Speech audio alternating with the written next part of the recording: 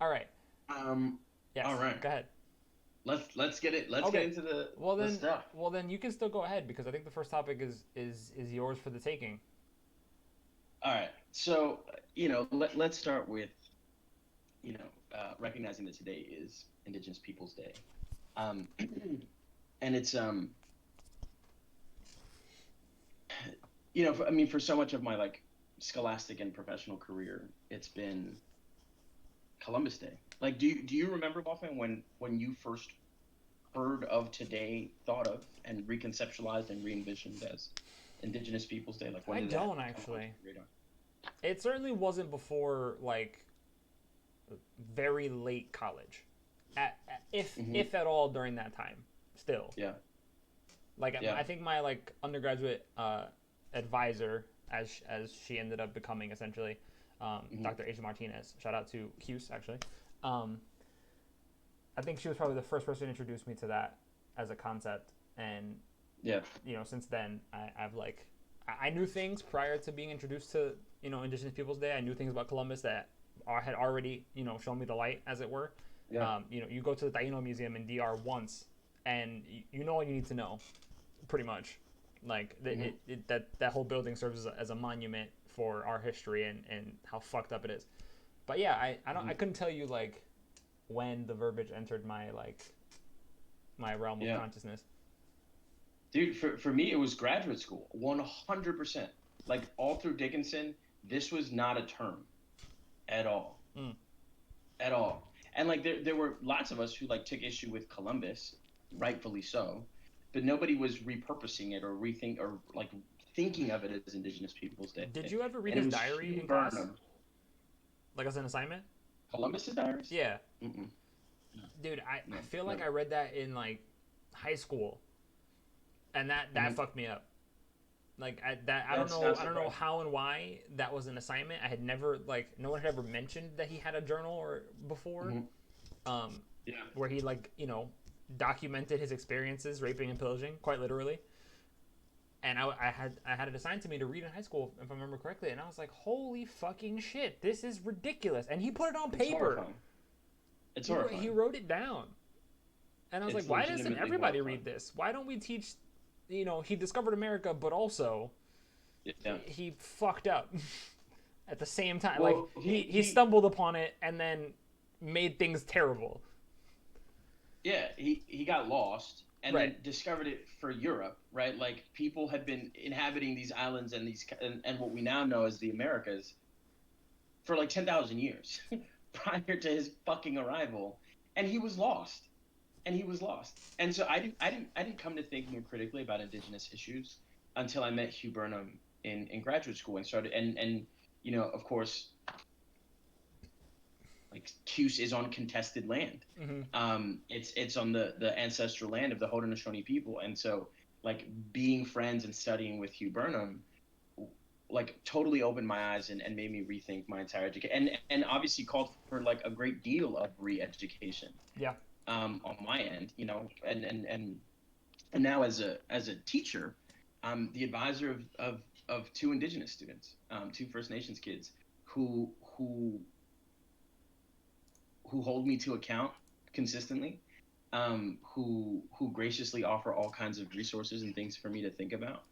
Um, and so for me, as of late being like, I don't know, the last like 10 years, Indigenous Peoples Day has taken increasing gravity and importance as I think about my own scholarship, as I think about my own personal history, especially like after that whole 23andMe shit. I Oh feel yeah, like that's way right. more implicated in all kinds of histories in like very different ways. But I'm still processing all that bullshit. I said a little bit about it in a We Can't Breathe episode, but I don't know. I'm still thinking on it. But so nevertheless, the White House, the Trump White House, took a break from throwing COVID parties. I mean rallies. I mean campaign events. To issue a proclamation in defense of Columbus Day. Um, which of course is like, I think foundationally like such a fucking bankrupt idea, um because there like isn't this like enormous uproar about Columbus. Like it's still a day. Like people observe the day. People continue to observe the day. There's this like the message creates an impression that like there's just this like fucking insurrectionist movement to undo Columbus. And I think that like I would love to actually see that happening, but that's not where we are. Yep. And so there are two paragraphs that I think are worth reading long form.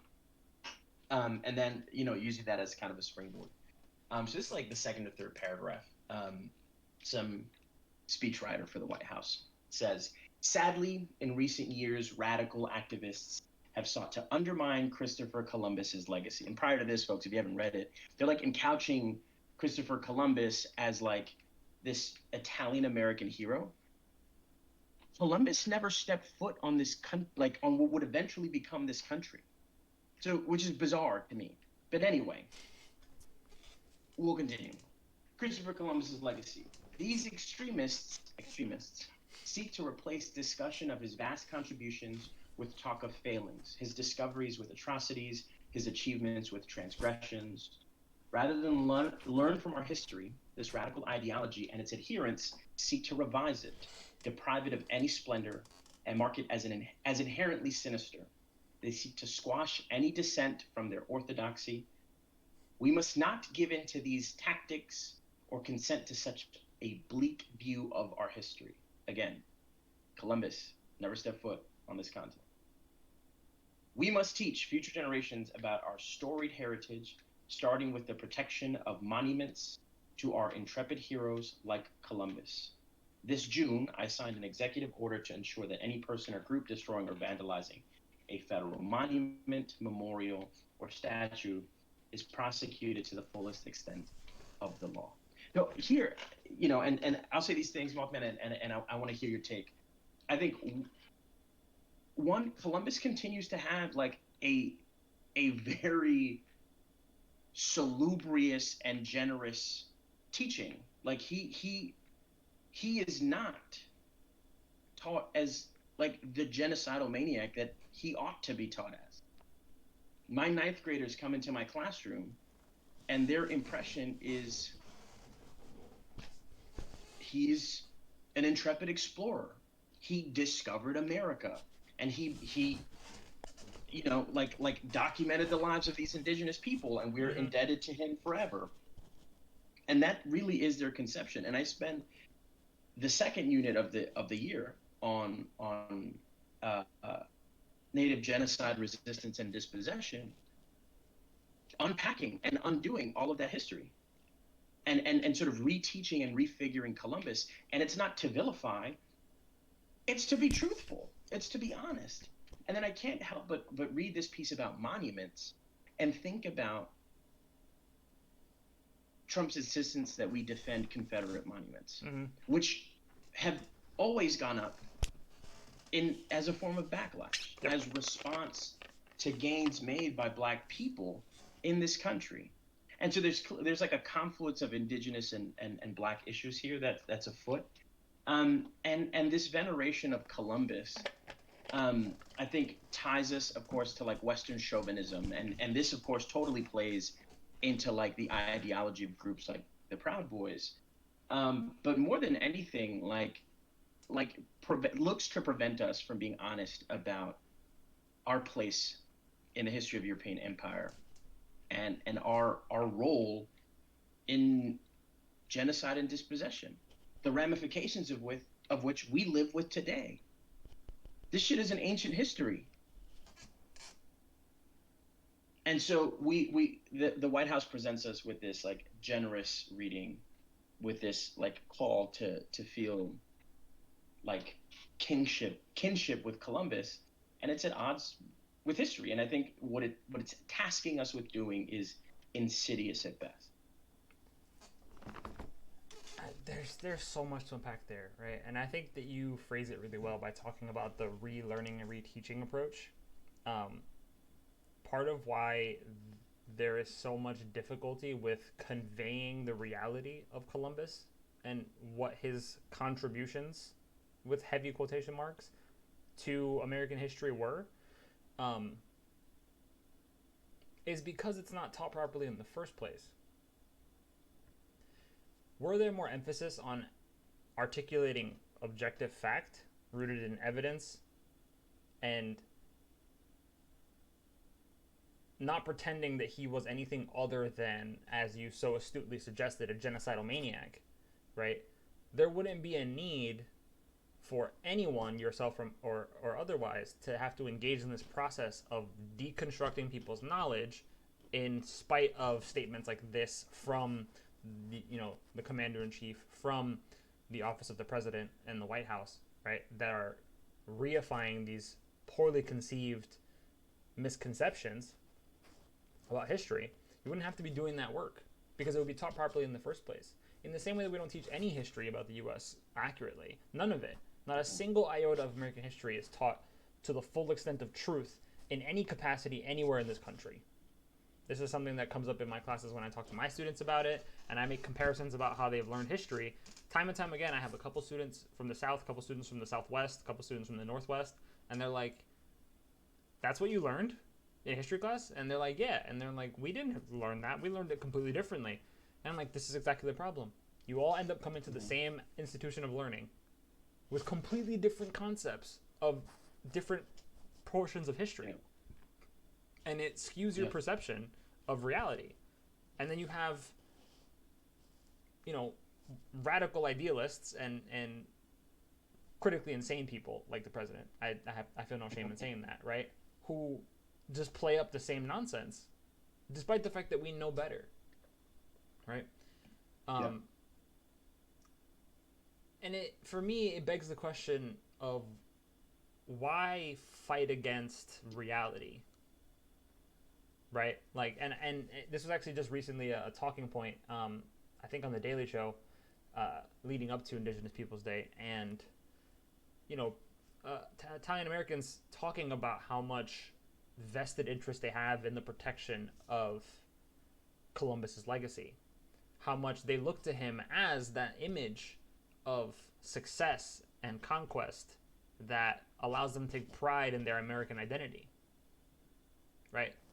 Almost completely glossing over the fact that there was a time in which they were regarded to the same racial and ethnic level as people of color, as everyone who was non-white. That included Italian folks for a long fucking time. And some people were like, what are you talking about? Yeah, Southern Europeans were like pretty wholesale excluded from the category of white. But they weren't quite black, but they were diet black. And a lot of them are like, what do you mean? What are you talking about? We have Columbus, and I get along just fine, right? And I'm like, but that's not reality. That's not how you've been depicted historically, right? The only difference is that the depictions of Native Americans and Indigenous peoples from not just America but all over have been so rooted in the maintenance of a racial hierarchy and ideology that the arc of history where the Italian Americans weren't part of the the moral majority, as it were, seems like a fucking blip on the radar, right? And I'm reading this book right now. It's actually pretty dope. It's called Fade to Black and White by Erica Chito Childs. It's really dope, and it's all about media representations awesome. And and interracial relationships. And like right now, it's just going through the depictions of different racial and ethnic groups in American history and society. And it starts from square one, which was Native Americans, and it's like this is where the practice of misrepresenting a population that was needed to make sure that we could construct whiteness as superior started.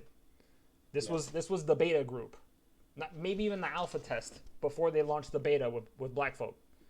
And then they were like, we figured it out. Now we can move into the early launch with Asian Americans, and then we finally released our AAA title, incarcerating undocumented immigrants from Latin American countries. Which and the grand irony there, and I say this both comedically but with a lot of salt, is that if you consider that this group that we now call Latinos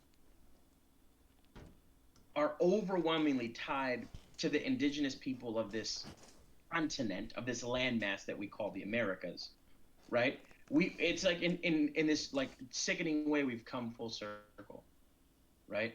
Where we're now we went from a policy of genocide and extermination to conquer land to now a policy of detention and eugenics to then defend a border that was like immorally and unethically taken.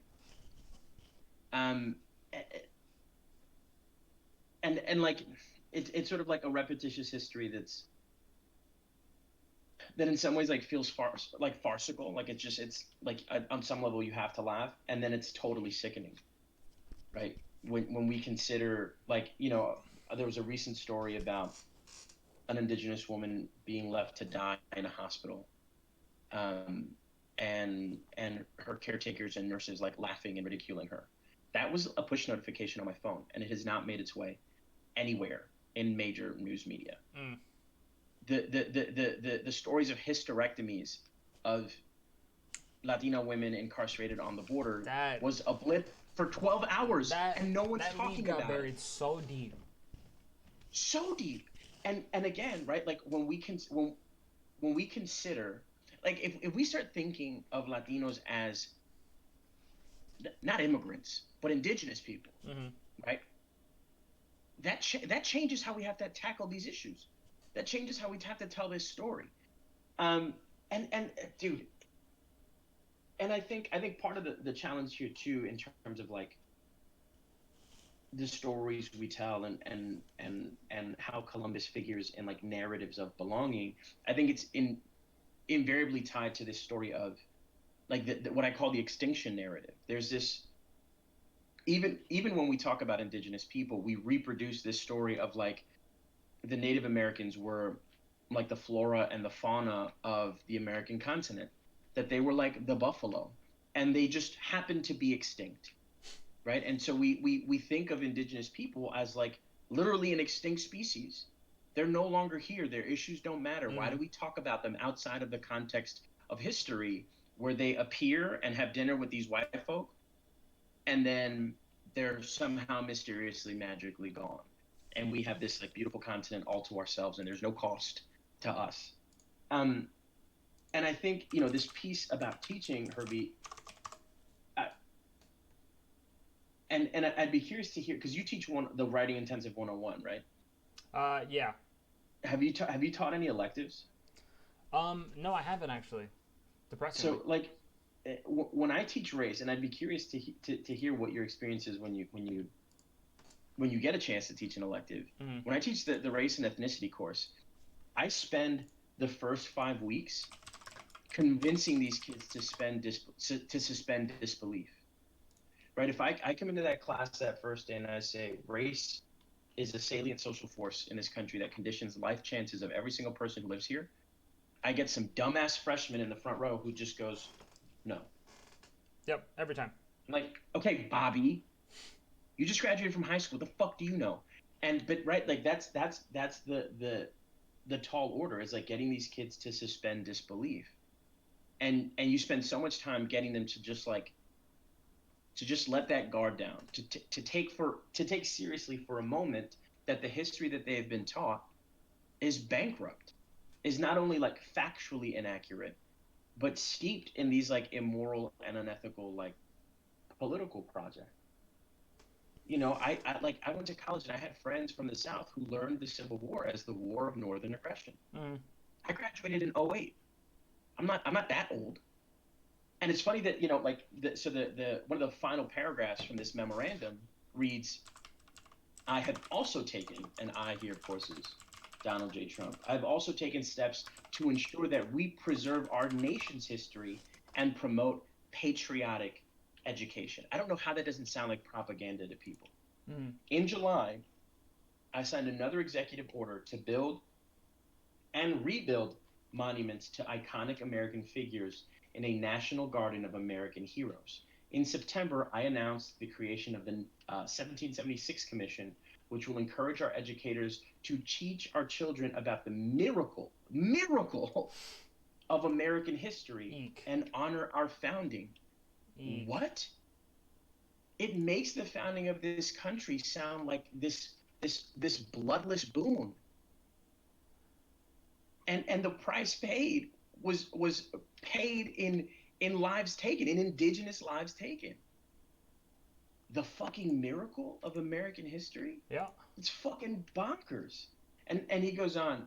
In addition, last month I signed an executive order to root out the teaching of racially divisive concepts from the federal workplace, many of which are grounded in the same type of revisionist history that is trying to erase Christopher Columbus from our national heritage. And this sounds so in keeping with like when Pence put his foot down and was like, no, Blue Lives Matter at the VP debate, right? Like this is the hill that the Trumpist Republican Party is willing to die on. Mm-hmm. Together, we must safeguard our history and stop this new wave of iconoclasm by standing against those who spread hate and division.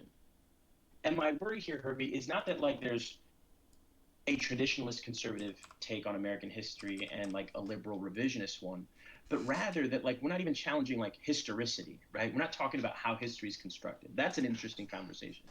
We're having a conversation about facticity itself. Mm-hmm.